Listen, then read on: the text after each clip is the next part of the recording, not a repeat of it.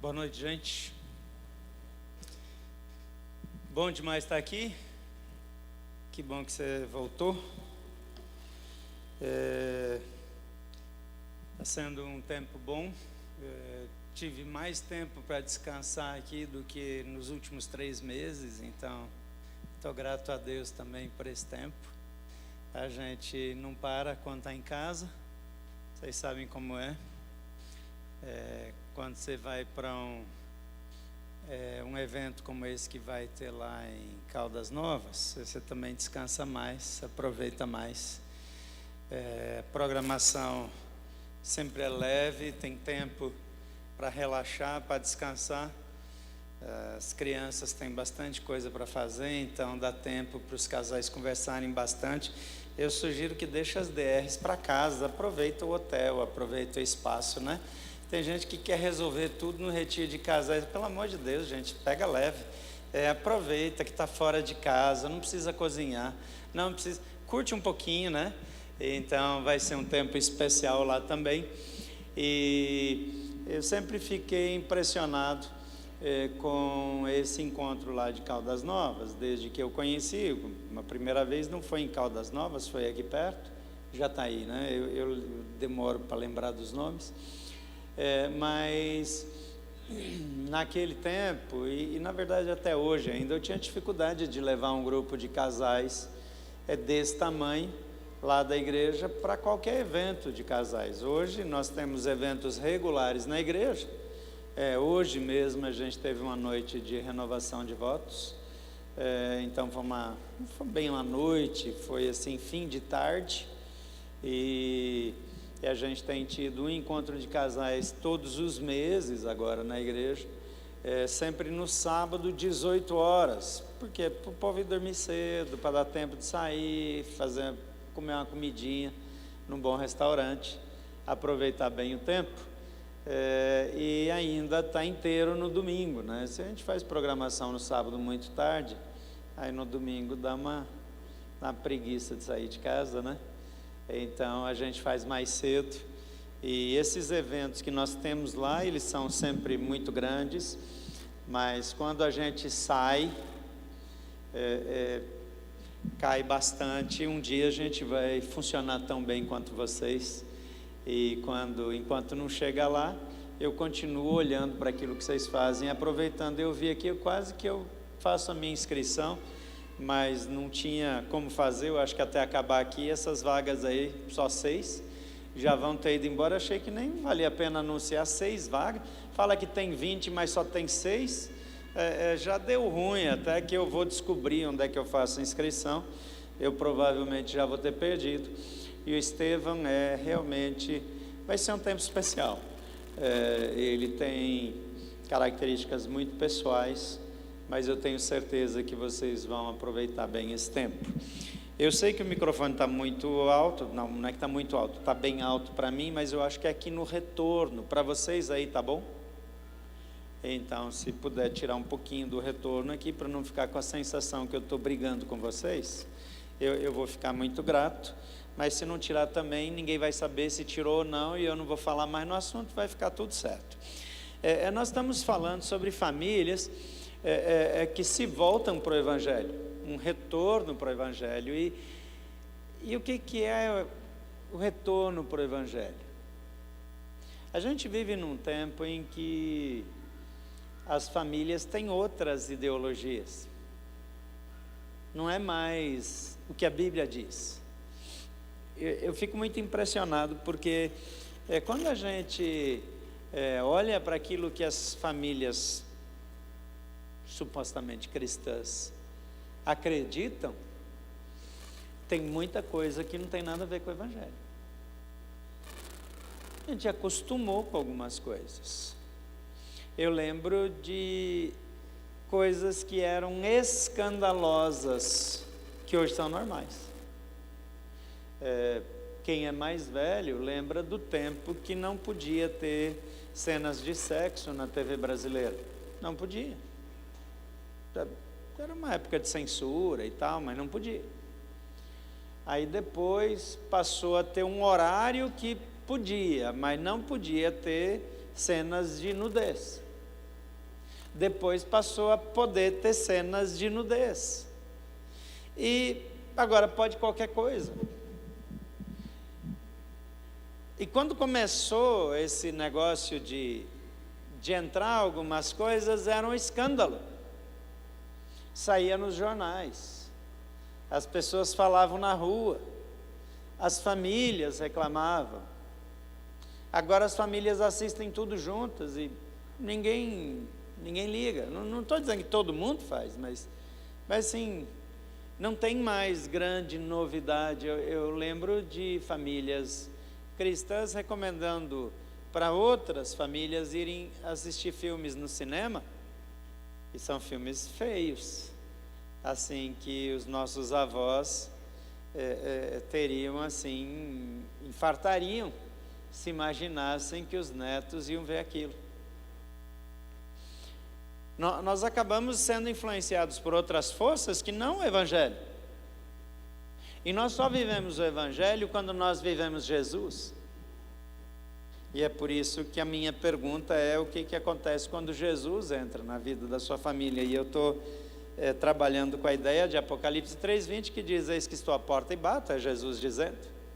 E se alguém ouvir a minha voz e abrir a porta, eu entrarei, e com ele cearei, e ele comigo.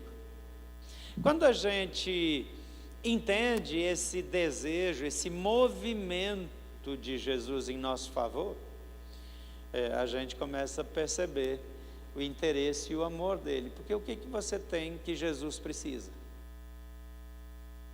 Ele não precisa de nada de você. Às vezes eu falo sobre vida financeira lá na igreja. Nós temos uma série que é uma campanha de generosidade. E antigamente a gente fazia uma série, porque eu vi o Andy Stanley fazendo, e ele faz todo ano, e eu testei alguns anos, que lá eles chamam de Be Rich, ser rico, e eu adaptei, chamei Vida de Rico, porque se você for olhar no padrão financeiro global, provavelmente você está entre os 15% mais ricos do mundo. Eu nem vou entrar nos números aqui para você não ficar tão escandalizado, mas é verdade. Se você ganha mais de 5 mil por mês, você está entre os 15% mais ricos do planeta. Lá em Brasília, quem ganha menos de 5 mil, ele não mora lá, porque ele precisa mais disso só para morar. Então, nessa série, e quando eu falo sobre isso, eu gosto de dizer que Deus, ele não precisa de nada que você tem. Ele não precisa do seu dinheiro, ele não precisa nem do seu dinheiro, nem do seu tempo, ele não precisa de nada que você tem. Ele quer ter relacionamento com você. Jesus não precisava dos 5 pães e dos 2 peixes daquele menino para fazer a multiplicação, para fazer o milagre. Satanás lá no deserto, ele provoca Jesus e ele fala assim: transforma essas pedras em pães.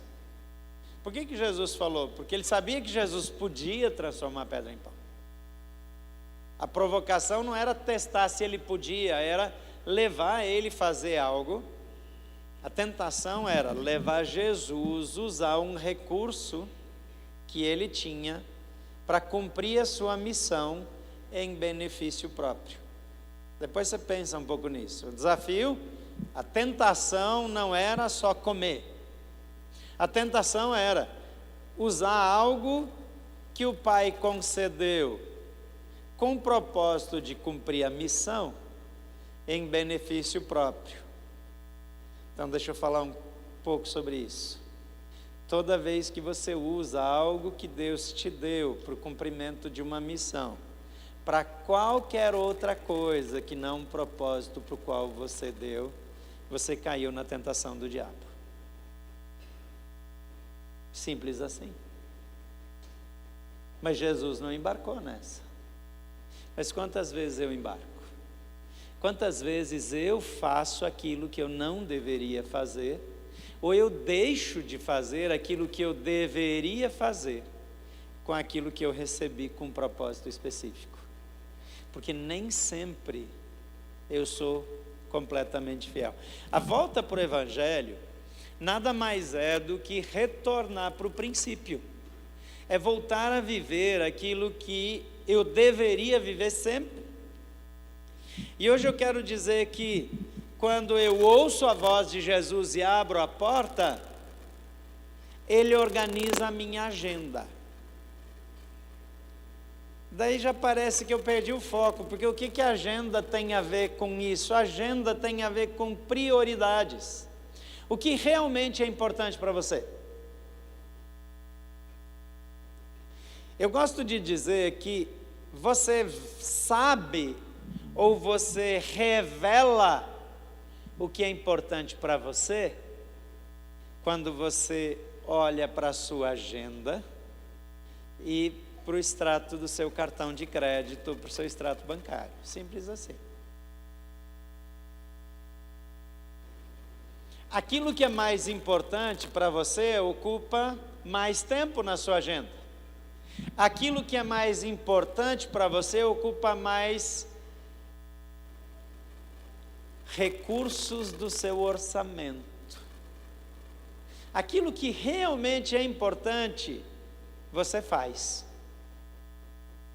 Eu não tenho dinheiro para ir em Caldas Novas. Não, não é isso. Ir em Caldas Novas não é tão importante quanto aquela outra atividade na qual eu vou gastar esse dinheiro. E pode ser que eventualmente tenha alguma coisa mais importante, ok? Eu não estou discutindo,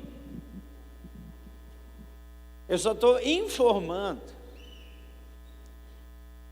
que não adianta dizer para a esposa, ou para o marido, ou para os filhos, ou para os amigos, que eles são a coisa mais importante na sua vida, mas eles não recebem nem o seu dinheiro e nem o seu tempo. Não é verdade?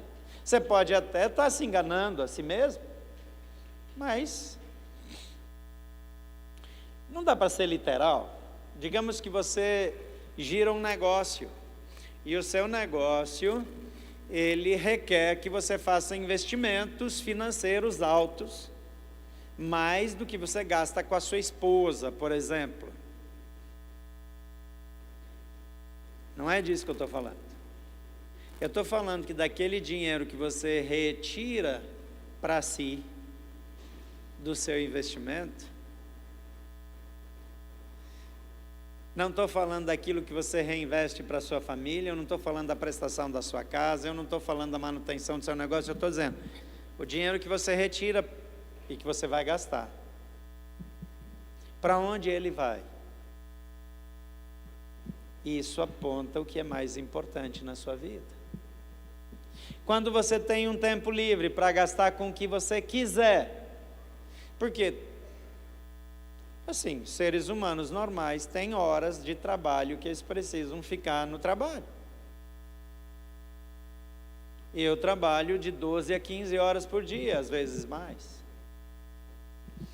Mas o meu tempo livre é para quê? O meu tempo livre é para mim. Agora é meu dia off, então não me incomodem.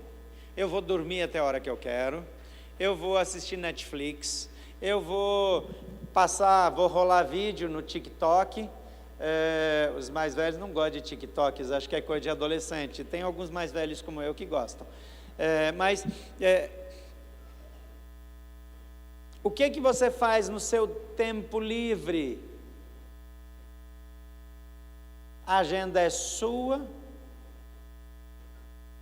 Ou é daquelas pessoas que você quer dizer que elas são importantes? Quando eu falo que Jesus organiza a minha agenda, eu estou dizendo que Jesus, ele tem interesse em dizer para você quais deveriam ser as suas prioridades. Se você quiser saber, tudo bem. Se você não quer saber, segue a sua vida, porque tem um negócio que alguns não acreditam que existe, mas que chama livre-arbítrio. Só que Deus acredita e a Bíblia fala que tem. Então, se você não acredita, problema é seu. Agora, o fato é que Ele não vai te obrigar. Mas Ele tem uma lista de prioridades para a sua vida. E eu acho que vale a pena dar uma olhada nisso. Eu queria falar um pouquinho sobre isso, porque as nossas verdadeiras prioridades não são aquelas que nós mencionamos quando a gente é questionado sobre o assunto, mas são de fato aquelas que recebem nossa maior atenção e nosso maior investimento. E uma das coisas que acontece de imediato quando a gente tem um encontro com Jesus é que as nossas prioridades mudam, a nossa agenda muda. O nosso dinheiro começa a mudar de endereço final, de destino. É por quê? Porque a gente mudou. Então quero ler com você Lucas capítulo 10, versículo 38 a 42. Lucas 10, 38 a 42. E o texto diz assim, está falando sobre Jesus e os discípulos. Quando eles seguiam viagem, Jesus entrou numa aldeia e certa mulher chamada Marta hospedou-se na sua casa. Marta tinha uma irmã chamada Maria, que assentada aos pés do Senhor ouvia o seu ensino. Marta agitava-se de um lado para outro, ocupada em muitos serviços. Então se aproximou de Jesus e disse: o Senhor não se importa com o fato da minha irmã ter deixado que eu fique sozinha para servir? Diga-lhe que venha me ajudar. Mas o Senhor respondeu: Marta, Marta, você anda inquieta e se preocupa com muitas coisas, mas apenas uma é necessária. Maria escolheu a boa parte, e esta não lhe será tirada. Naquela época, hospedar alguém era um negócio diferente de hoje. Tem algumas pessoas que dizem que não tem dom de hospitalidade. Ainda bem que o dom de hospitalidade não existe mesmo. Porque daí você não pode ter, porque não é dom.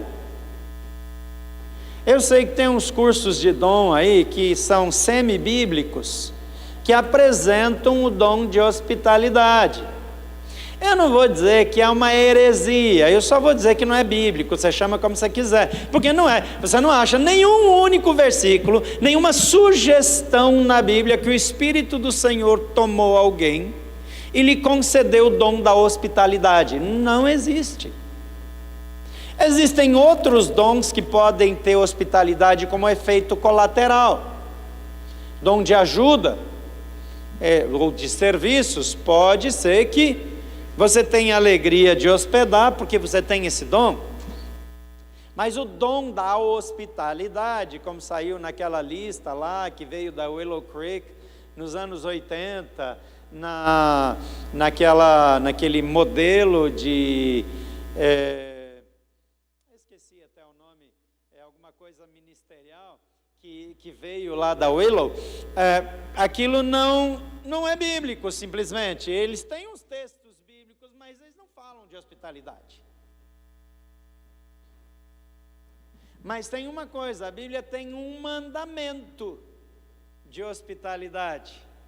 E mandamento não é a quem tem dom exerce, não, mandamento, quem tem juízo obedece. Não diziam que manda quem pode, obedece quem tem juízo? Mas tem gente que tem juízo e tem gente que não tem juízo. E a Bíblia diz: sejam hospitaleiros, porque muitos, sem saber, hospedaram anjos. A família de Ló só não foi completamente destruída porque eles tinham uma prática de hospitalidade que era cultural, mas eles tinham. Se ele não tivesse hospedado aqueles anjos, tinha ido todo mundo para o incinerador. Tinha perdido todo mundo. A mulher de Ló morreu porque ela estava apegada ao que ela estava deixando para trás. Então, quando eu olho para essa questão da hospitalidade, é um mandamento bíblico, mas hoje hospedar é uma coisa. Naquela época, o hóspede dizia: eu estou com fome, manda fazer uma refeição para mim. Era um tipo de convidado que hoje a gente chamaria de folgado.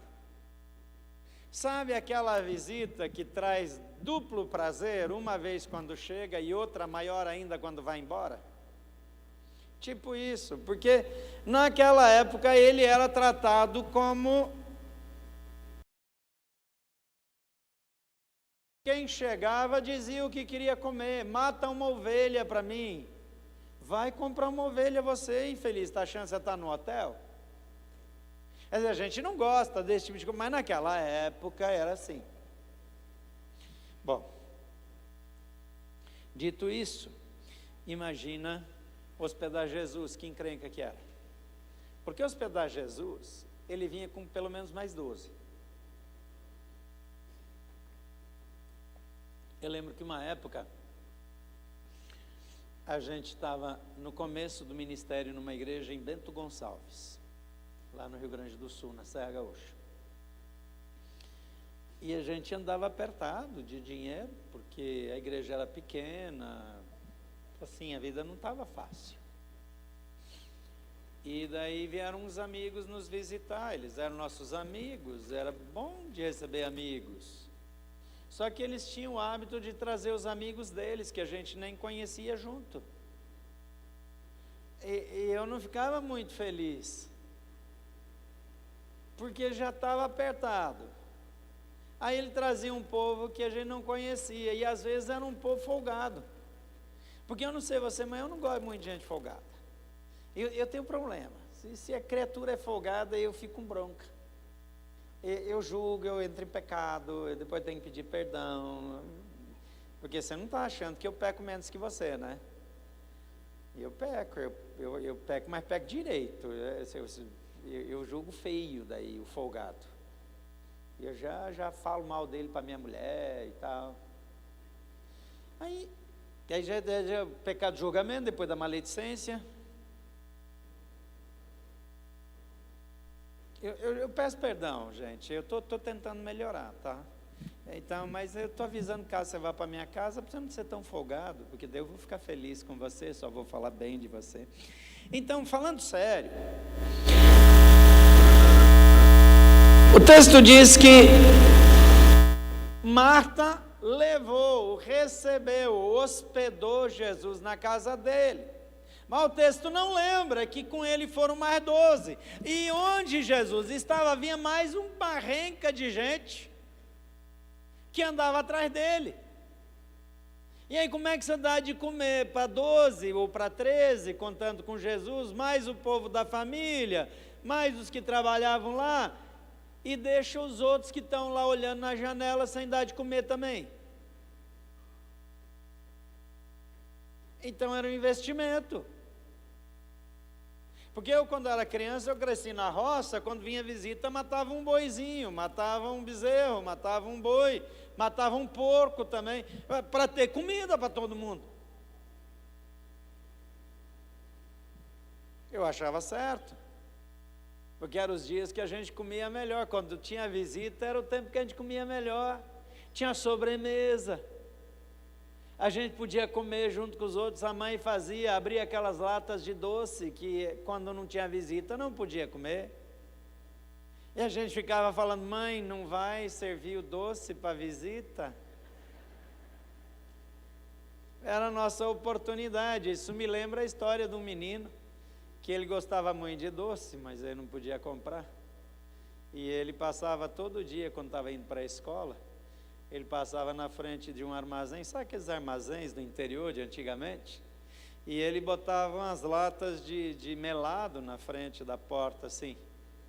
E ele passava e metia o dedo no melado e saía correndo. E o dono do armazém já estava meio cansado daquele menino, disse: hoje eu pego esse menino. Ele ficou escondido atrás da porta, mais ou menos. Na hora vem para botar a mão, ele agarra o menino, e o menino toma aquele susto, e ele pega o menino pela nuca, meio pelo cabelo, e empurra a cabeça dele na direção do melado. E o menino lasca uma oração, diz: Senhor, me dá uma boca do tamanho dessa oportunidade. Não tem nada a ver com o assunto, eu só lembrei agora. Mas o que eu queria dizer é que nós precisamos colocar tempo e recursos à disposição de Deus. Então, primeira atitude, se você quer que Jesus mude algo nas suas prioridades, e eu vou dizer de novo, coloque o seu tempo e os seus recursos à disposição de Jesus. A minha pergunta não é quanto eu tenho, o que eu posso fazer. Eu pergunto para Jesus: o senhor quer que eu me envolva nesse projeto? A gente está construindo um prédio lá na Índia. Só que é difícil mandar dinheiro para a Índia. O governo indiano, ele rastreia dinheiro que vem de fora. E agora está pior, a Índia está em guerra e está ali em conflito com o país vizinho, e é uma luta porque eles estão disputando uma área de maioria muçulmana. Os indianos não gostam dos muçulmanos, nem dos cristãos, eles gostam dos hindus. E a maioria paquistanesa é muçulmana. E aquela região da disputa, que está sob domínio indiano, é de maioria muçulmana. E é uma disputa de território muito antiga. E entrou um grupo de rebeldes lá, do país vizinho, e matou alguns indianos ali. A Índia atacou de volta e aí virou confusão. O resultado é que eles estão rastreando ainda mais. Eu não posso ir lá no Wise ou qualquer outro desses sistemas de transferência de dinheiro internacional e simplesmente mandar dinheiro. Eu faço uma remessa mensal para a Índia, mas aí uma vez eu mando no nome de um, outra vez no nome de outro, eu vou distribuindo, e eu sou obrigado a declarar o que é aquele dinheiro, para que é. Então, de tempos em tempos, eu tenho que pegar um volume de dinheiro e ir para a Índia. E às vezes eu preciso ir em 2 ou 3, porque às vezes passa do valor que é permitido, fazer transporte de dinheiro internacional, a convenção é em torno de $10.000, então às vezes eu preciso de um pouco mais de gente para levar o recurso. Só que esse dinheiro, não sei aqui em Rio Verde, lá em Brasília não dá em árvore, não dá, o dinheiro não aparece, a gente tem que tirar do bolso. E é difícil tirar dinheiro do bolso para construir num lugar que eu não vou, que eu não vejo, que eu não sei como é que é.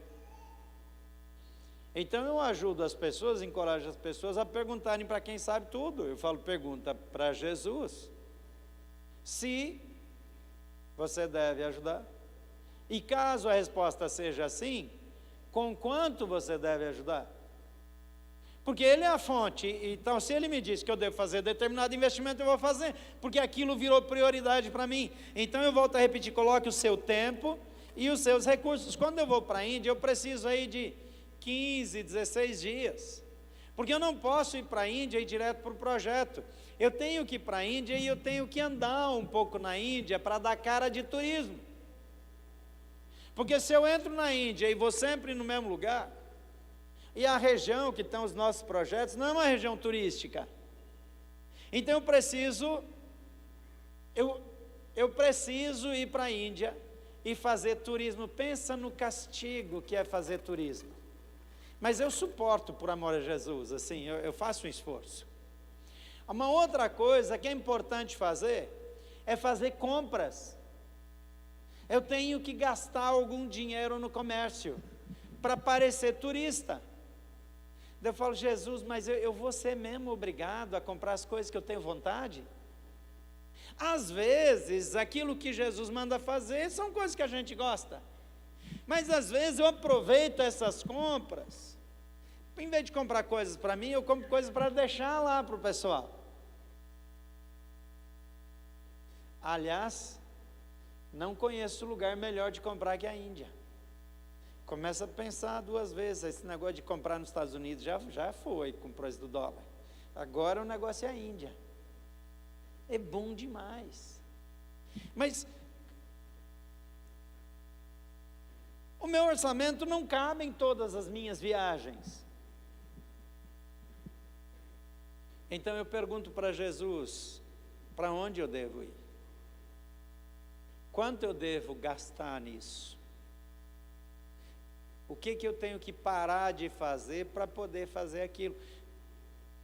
Porque agenda e dinheiro são uma coisa interessante.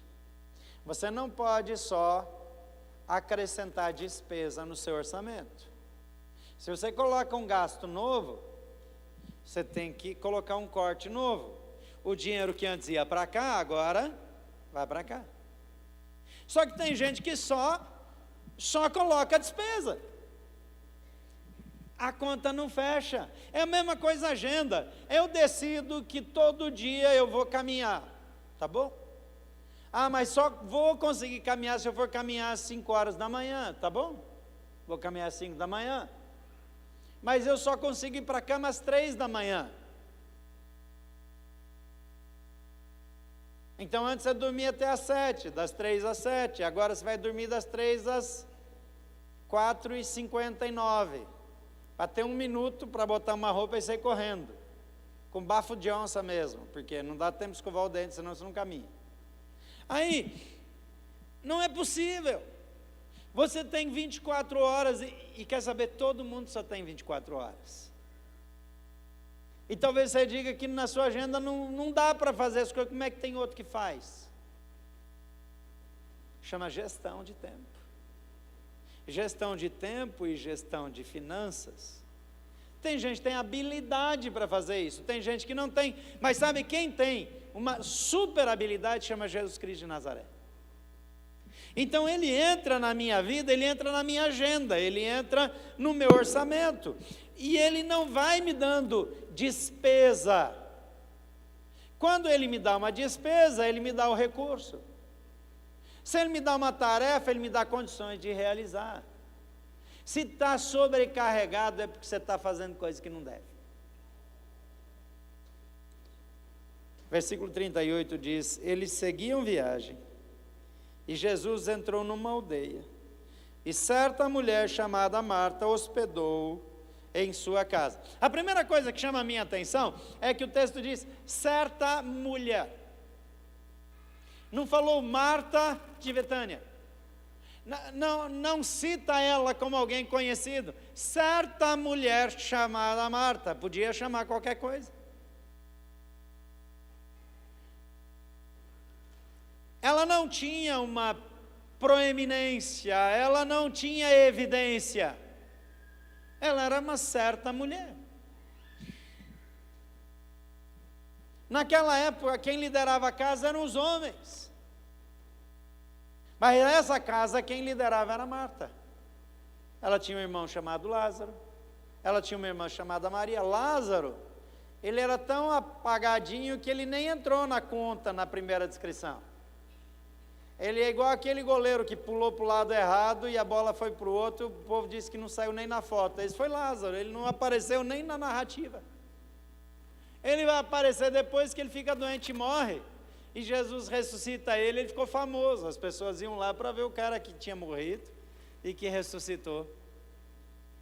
Mas quem começou tudo foi essa certa mulher. Às vezes eu acho que eu tenho que ser alguém, eu tenho que ter um nome, eu tenho que ter uma importância. Certa mulher chamada Marta levou Jesus para se hospedar na casa dela, sabendo o tamanho da encrenca que era.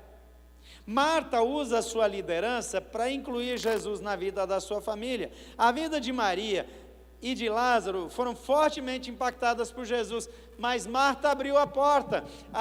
Os escritores bíblicos dizem que Maria tinha sido prostituta anteriormente. Agora ela quer beber aos pés de Jesus, ela senta aos pés de Jesus. Quando Jesus vai para a casa de Simão, o curtidor, e faz um jantar lá, ela abre um perfume caríssimo e derrama nos pés de Jesus. E Judas acha ruim, porque diz, esse perfume vale muito, era nardo puro. A gente podia ter vendido para dar aos pobres, mas a Bíblia diz, o comentário é que ele não estava interessado em dar aos pobres, é porque ele era ladrão, e ele cuidava da bolsa, ele cuidava do caixa, e ele tirava dinheiro. Só que essa mulher, Marta, a primeira coisa que ela diz: não importa quanto eu tenho, não importa se eu sou importante ou não, eu quero hospedar Jesus na minha casa. Ocupar a sua agenda com Jesus não apenas eleva o impacto das suas ações, mas também dignifica os seus recursos. Porque aquilo que você investir vai frutificar para a eternidade. Às vezes eu passo em alguns países do mundo e eu vejo transformação. Quando eu cheguei no Haiti, não tinha escola no Haiti. E nós nos unimos em alguns pastores, e nós decidimos abrir escola em toda a igreja, construir um templo, fazer um centro nutricional, um centro de saúde e uma escola. De tudo que a gente fez, o que mais deu certo foi a escola. As crianças ficavam na rua, não tinha escola no Haiti. Agora você anda no Haiti, qualquer lugar que você chega, você tem um monte de criança de uniforme, e aquelas meninas com aquele tanto de coisa colorida no cabelo, andando, indo e voltando da escola, e toda vez que eu passo eu me emociono, porque uma realidade mudou, porque a igreja de Jesus chegou. Eu não fiz sozinho, mas eu fiz um pouquinho, eu fiz parte. Então aquele recurso investido lá continua dando fruto. Os recursos foram dignificados, entende? Tem gente que gasta dinheiro com uma viagem, e a viagem passou. Tem gente que gasta dinheiro com prostituição. Tem gente que gasta dinheiro com comida e bebida, mais do que precisa. Os meus recursos que vão para as coisas que Jesus manda, esses recursos fazem uma diferença enorme. Os outros nem fazem muita coisa. Em segundo lugar, submeta a sua agenda à avaliação de Jesus. O texto aqui diz, de 39 até 40, que Marta tinha uma irmã chamada Maria, que ela chega, ela senta e fica ouvindo Jesus. Lembra que o hóspede é tratado como dono, e é ele que manda. E Marta está tensa porque ela hospedou Jesus, mais 12 já são 13. Tinha que dar de comer para a irmã folgada, que em vez de ajudar estava sentado lá ouvindo Jesus. Tinha que dar de comer para o Lázaro, que eu não sei onde é que andava, mas em algum lugar devia estar. Tinha mais uns penetras lá. Você já fez casamento? Quando você faz casamento de crente, é cheio de penetra. É um negócio impressionante. E aí os caras chegam e comem. Então você tem que fazer a mais, contratar mais, para não faltar comida. Então Marta está tensa, ela está desesperada, e Maria está lá, ouvindo Jesus, e Marta está irritadíssima. E ela vira e dá uma bronca em Jesus, diz: o senhor não se importa que a folgada da Maria fica sentada aí enquanto eu estou trabalhando sozinho, fazendo tudo sozinho? Marta, ela submete a agenda dela para Jesus. E Jesus diz: Marta, Marta, você está aflita e preocupada com tantas coisas, mas só tem uma, só tem poucas que importam, e Maria escolheu a melhor, e essa não vai ser tirada. Quando Jesus vai lá para a casa do Simão Curtidor, que eu já mencionei, quando você for para Israel comigo, eu vou te levar lá na casa para você ver onde é que foi. A casa está lá ainda. Jesus, Marta também estava servindo, porque ela tinha provavelmente, eu não sei se vocês gostam daquele livro, As 5 Linguagens de Amor, eu gosto médio. Mas digamos que a linguagem de amor de Marta era servir. E talvez a de Maria fosse qualidade de tempo, se vocês estão familiarizados com essa abordagem. Só que, na outra situação, Marta não perdeu as suas características de servir. O problema não está em servir. Sabe qual era o maior problema de Marta? É que ela queria controlar a vida alheia. Ela escolheu servir. Ela escolheu fazer o que fez. Mas ela queria decidir pelos outros o que os outros deviam fazer. E aqui tem um grande problema de conflito doméstico. Porque você quer que as coisas sejam feitas do seu jeito, na sua hora, no seu tempo e da sua maneira. O problema maior de Marta não era servir, é querer mandar nos outros. E Jesus vira para ela e fala: toma conta da sua vida. Em outras palavras, você entende? Eu sei que alguns de vocês aqui tem alguém do lado com vontade de te cutucar. Você segura a onda aí, você vai arrumar confusão. Mas tem muita gente controladora. Que tal você perguntar para Jesus o que ele pensa do que você está querendo fazer? Porque tem pessoas que elas querem decidir o que o outro vai fazer. Elas querem decidir o ministério que o outro vai servir na igreja. Elas querem dizer para a pessoa: não, você não tem que ficar aí, você tem que ficar lá. Cuida da sua vida, infeliz.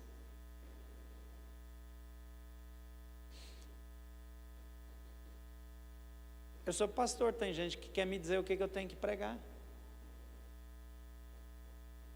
E ele mal sabe que o Espírito Santo já cuida disso. Por que ele quer se meter na tarefa do Espírito Santo? Ele não tem nada com isso. Às vezes eu estou tão pronto para dizer o que os outros devem fazer, que eu não vejo que eu não estou fazendo direito aquilo que eu devo fazer. Porque eu acho que o meu trabalho é cuidar da vida alheia. Não levanta a mão, mas você se identifica? Porque é fácil identificar os outros. É fácil dizer. E talvez aquele que é folgado mesmo pode achar que tem alguém querendo controlar ele, mas é porque ele é folgado mesmo. Então, cuidado. Mas Jesus diz: olha, o que ela escolheu é o melhor. Então, sirva a Jesus com o melhor dos seus recursos e com as suas habilidades, mas abra seu coração para Jesus e encontre proteção para suas emoções. Deixa eu dizer uma coisa aqui, cá entre nós.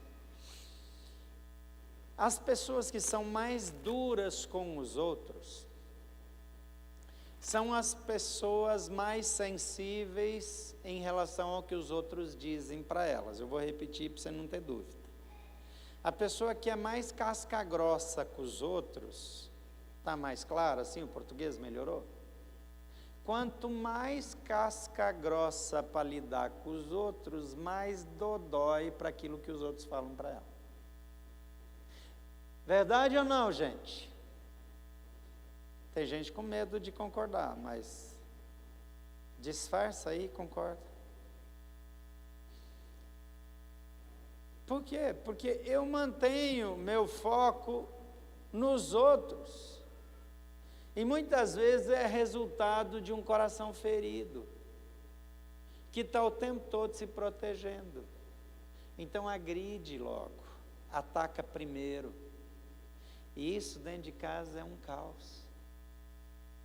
Marta, pelo jeito, era do tipo que falava e tomava decisões. Ela não perguntou para ninguém se dava para hospedar.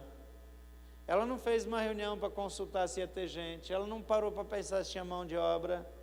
Ela só decidiu: vou fazer, porque ela decidia por ela e pelos outros. Mas quando eu coloco diante de Jesus, eu vejo a Marta na casa de Simão, Eu falei o curtidor, mas era o que tinha sido leproso. Eu vejo Marta na casa de Simão, ex-leproso agora, servindo com outra atitude, não tinha a reprovação de Jesus. É mencionado como uma coisa boa, tranquila, não está controlando ninguém. Maria não estava ajudando ela de novo, estava lá botando perfume nos pés de Jesus, gastando dinheiro. Mas cada um exercendo seu ministério. Então, ao invés de ficar ferida, agora ela está curada. Então, abra o coração para Jesus e você vai encontrar proteção para suas emoções. Tem muitas pessoas feridas e pessoas feridas ferem. E a gente precisa que Jesus traga a cura e derrame do bálsamo dele em nossa vida. Em terceiro lugar, adapte as suas prioridades à luz das orientações de Jesus. Jesus diz aqui para Marta: Marta, Marta, você anda inquieta e se preocupa com muitas coisas, mas apenas uma é necessária. E Maria escolheu a boa parte, que não lhe será tirada. Então, certifique-se que o seu tempo com Jesus não seja prejudicado por aquilo que você faz para Jesus. Em outras palavras, não prejudique o seu tempo com Jesus em favor de coisas que você quer fazer para Jesus. Porque tem gente que diz: eu não tenho tempo para orar, porque eu tenho que fazer a conferência de família acontecer. Eu não tenho tempo para estar com Jesus, porque eu preciso preparar a lição da escola dominical.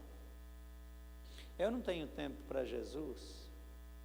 E aí na verdade ninguém fala isso, mas eu abro mão do meu tempo com Jesus para falar para Ele. Eu já mencionei lá em Caldas Novas uma vez um quadro que tinha uma frase que eu lia, pendurado numa parede onde eu morava, que dizia: Heute habe ich so viel zu tun, darum muss ich viel mehr beten. Hoje eu tenho muitas coisas para fazer,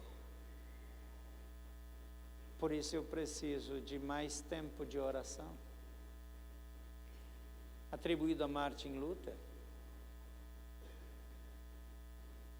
Se foi mesmo, não sei, eu não estava lá.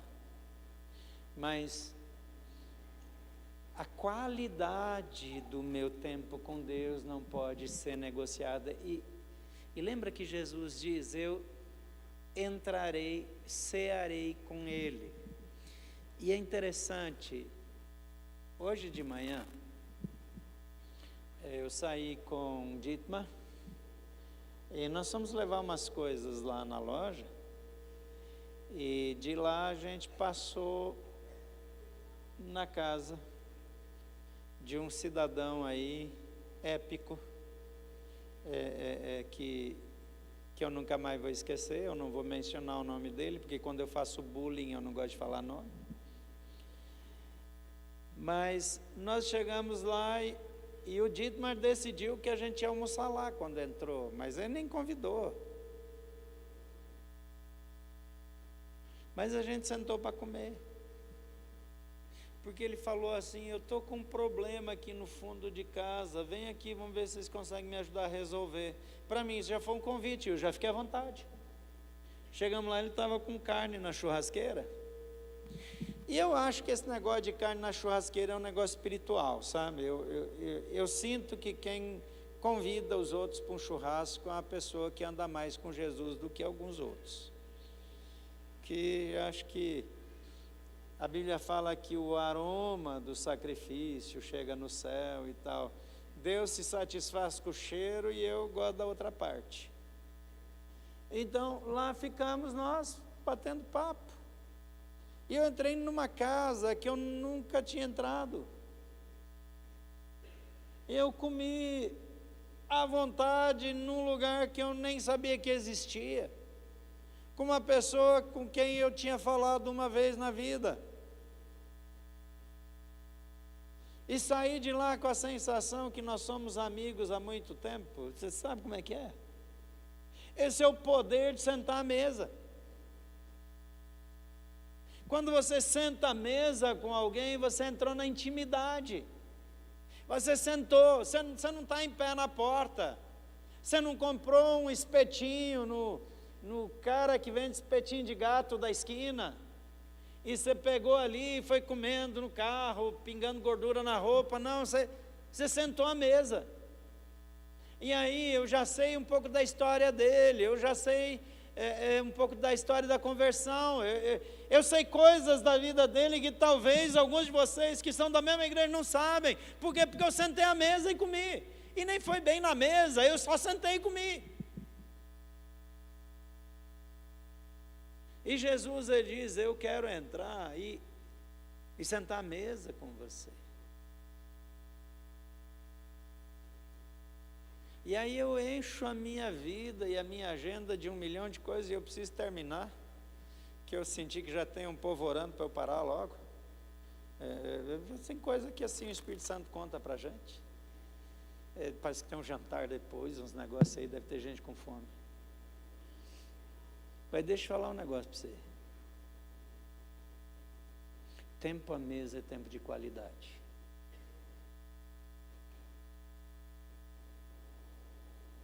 O seu tempo com Jesus é inegociável.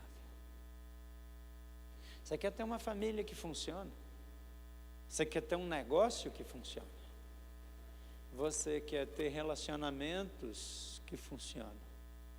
Você precisa de tempo à mesa com Jesus. Cá para nós. Quando foi a última vez que você fez uma boa e longa refeição com Jesus, sem hora para ir embora? Quando você sentou com Ele a última vez, você perdeu a hora. Porque geralmente a gente vai orar e a gente tem a nossa lista. Muda o marido, a esposa, o filho que está dando dor de cabeça, a dívida que está alta, resolve as minhas finanças. Você tem uma agenda. Mas quando é que você senta com Jesus só para estar com Ele? Para ouvir o que tem no coração dele, para partilhar as emoções dele, ter intimidade. Eu quero orar com você, mas eu queria que você fechasse os olhos. E assim, com muita simplicidade, é possível que alguns de vocês não lembrem da última vez que vocês estiveram com Jesus sem a sua agenda, só por conta dele.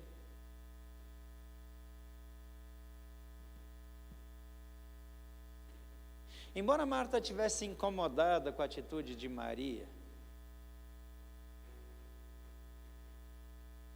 Marta não vai para Maria, ela vai para Jesus. Para quem você vai quando alguém te incomoda?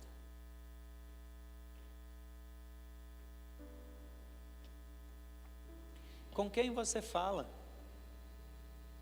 quando alguém te desaponta?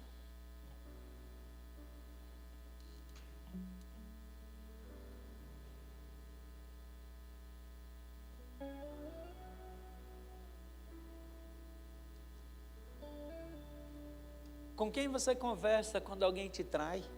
A traição é uma das maiores dores que alguém pode sentir.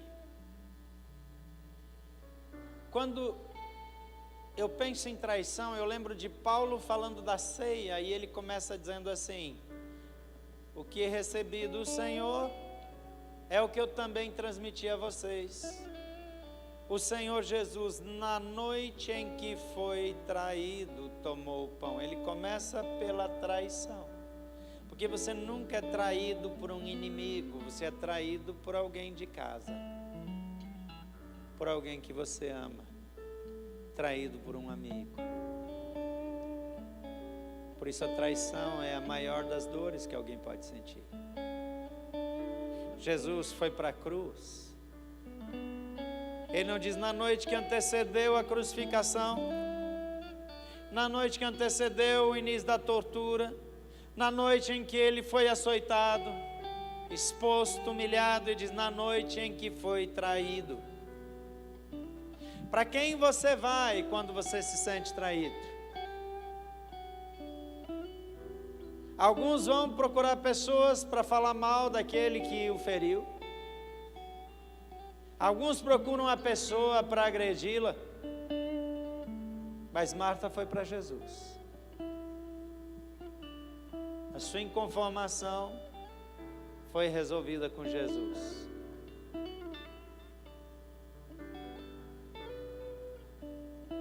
Nessa noite eu quero desafiar você a conversar com Jesus e abrir o seu coração para Ele.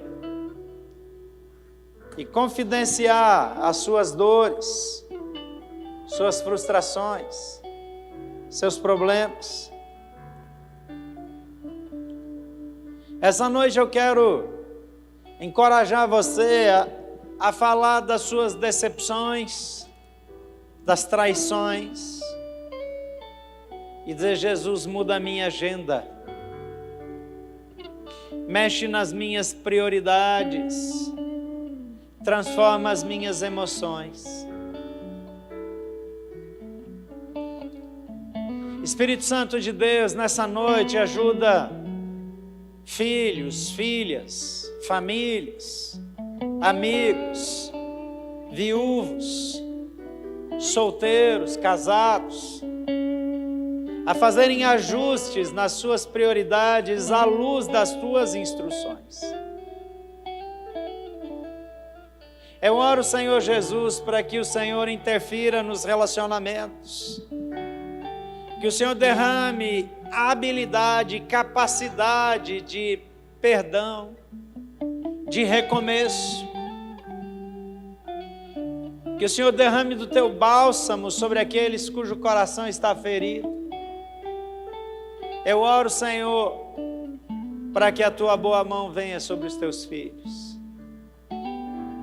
Mas em nome de Jesus, eu peço que o teu Espírito trabalhe mentes e corações, para que somente aquilo que vem do Senhor venha para a vida de cada um e ali permaneça. É em nome de Jesus. Eu quero fazer mais uma oração. E talvez você vai dizer que não é o momento apropriado, mas eu quero orar por alguém que nessa noite precisa decidir na sua vida levar todas as suas questões para Jesus. A Bíblia diz que se você confessar Jesus como Senhor e crer no seu coração que Ele ressuscitou dos mortos, você será salvo. E ser salvo na Bíblia é ter um relacionamento com Deus e ser membro da família de Deus. Eu não sei nada de vocês que estão aqui, mas ser de uma igreja não salva ninguém. Se dizer cristão não é a mesma coisa que ser filho de Deus. Marta recebeu Jesus na sua casa. A minha pergunta para você: você quer receber Jesus na sua casa hoje? Foi só ela. Ela não fez reunião de família, ela levou Jesus. Mas tudo começa quando Jesus entra na sua vida. Então eu vou pedir que todos fechem os olhos de novo. E eu quero fazer uma oração nesse momento com aqueles que querem dizer: Jesus, eu preciso de Ti. Eu vou pedir a gentileza para todos repetirem em voz alta para ajudar. Diga assim: Senhor Jesus, eu creio que Tu és o Filho de Deus. Eu creio que o Senhor pode mudar a minha vida, que o Senhor pode mudar a minha história, e que o Senhor pode mudar a minha casa. Nessa noite, eu te convido para entrar na minha casa, entrando pelo meu coração, porque eu te recebo como meu Senhor e Salvador. Em nome de Jesus. Eu quero orar para validar essa oração. Se você quer validar, porque assim só repetir não muda nada, mas você quer dizer, eu preciso de Jesus. Eu preciso. Eu não quero saber se você é de igreja ou não. Quero saber se você precisa de Jesus. Se você sabe que Jesus não habita na sua casa, mas você quer receber Ele hoje, eu quero que você levante sua mão. Eu não vou insistir, mas eu vou orar e vou pedir para você manter sua mão erguida durante toda a oração, porque essa é uma escolha sua. Ninguém pode escolher por você. Então fica com a sua mão erguida durante toda a oração. Espírito Santo de Deus, o Senhor não arromba a porta, mas o Senhor está à porta e bate. E algumas portas estão sendo abertas nesse momento para o Senhor. Por favor, olha para cada um dos teus filhos, das tuas filhas agora. Recebe-os no teu reino, transforma a vida deles. E traz junto perdão, reconciliação, recomeço. Em nome de Jesus, eu quero pedir que a tua graça venha sobre eles e que a vida deles nunca mais seja a mesma. Em nome de Jesus. Amém. Pode baixar a sua mão. Eu quero fazer só mais uma oração. Eu sei que meu tempo já foi, mas aqui não tem countdown na tela, então eu vou mais um pouquinho. E nesse momento eu quero pedir que ninguém olhe para ninguém. Que você só feche os olhos e fique só você. Porque eu sinto que tem algumas pessoas que se sentiram traídas, que estão feridas em relacionamentos, não necessariamente conjugal, mas também, mas não só no casamento, mas se sentiram traídos, estão feridos. E tem pessoas que precisam receber perdão, e tem pessoas que precisam perdoar. E se você precisa, eu queria que você levantasse a mão para fazer um sinal. Só levanta a mão para eu ver e pode baixar. Eu não vou insistir, ok? Eu vi algumas mãos, pode levantar a sua mão. Eu já vi aqui também. Se você não levantou, pode levantar a sua mão. Eu quero orar por você, ok? Eu não quero expor ninguém, por isso eu estou fazendo com discrição. Tem mais alguém que viveu isso? Eu quero orar por você. Espírito Santo de Deus, vem agora.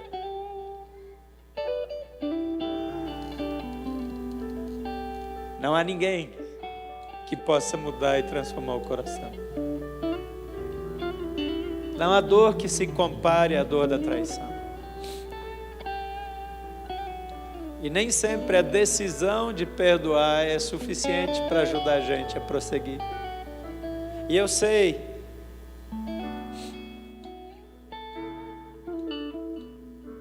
que apesar de tantos que se manifestaram, tem pessoas que precisam perdoar, mas que nem a mão conseguiram erguer. Quanto mais tomar essa atitude. Mas eu sei que o Senhor conhece o coração. E porque o Senhor conhece o coração, eu sei que o Senhor pode fazer um milagre. Então eu oro pelo coração ferido. Eu oro por aqueles cuja dor os afasta, cuja dor impede que se entreguem. E eu peço que o Senhor derrame de maneira sobrenatural, graça sem medida, capaz de trazer renovo e transformação. Eu oro por cada um dos teus filhos aqui, no santo e precioso nome de Jesus.